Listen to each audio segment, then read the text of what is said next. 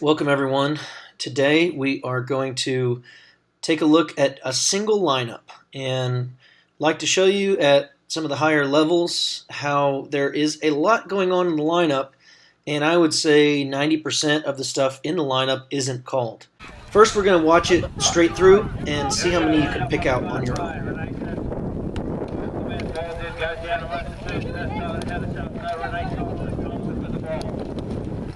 Alright, how many did you see? Did it look good to you? Let's look again. First, we're going to look at the ones. This number one right here on the white horse, I can tell you, is a very strong-willed woman. And she wants to make sure that the advantage she gets is to always be in front of the other number one's horse. So as of right now, she's in a very good spot. She's behind the line on her side of the line. And as the other number one comes in, and tries to get side by side with her, she's going to keep inching forward until the other number one, gives up.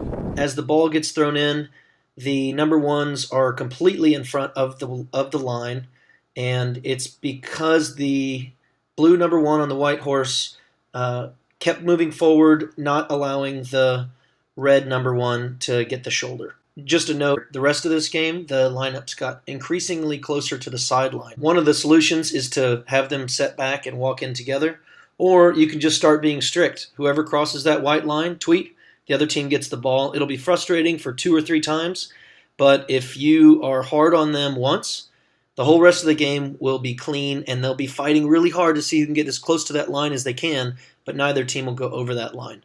Next, we're going to look at the red number one, swinging from the wrong side of the horse. First, we'll see it at full speed. Alright, did you see it?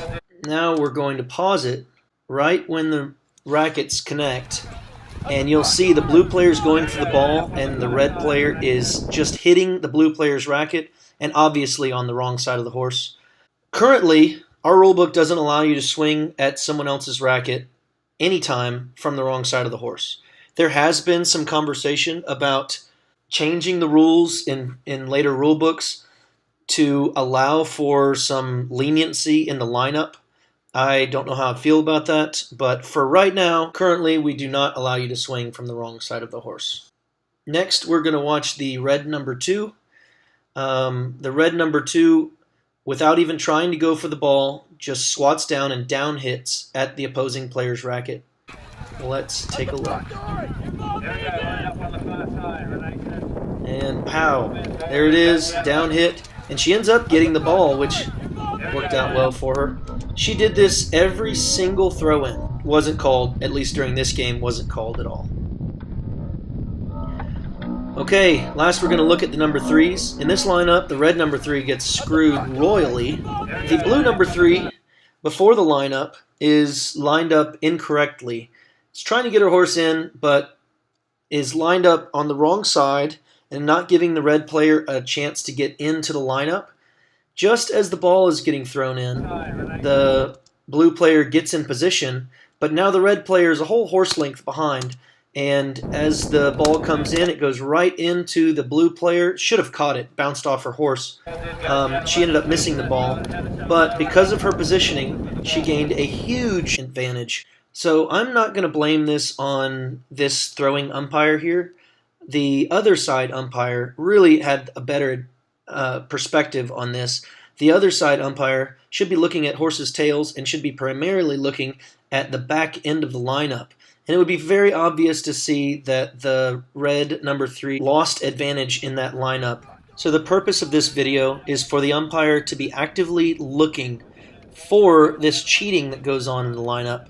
The players are going to constantly be working against you, trying to gain an edge, trying to gain an advantage at these higher levels. If the umpires are not strong and are not holding the players back whenever the cheating happens, their opposition doesn't have any choice but to also cheat to make sure they don't lose the game because of the umpires not calling the cheating in the lineup.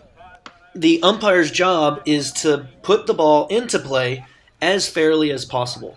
The player's job is to try and gain an advantage any chance they can get.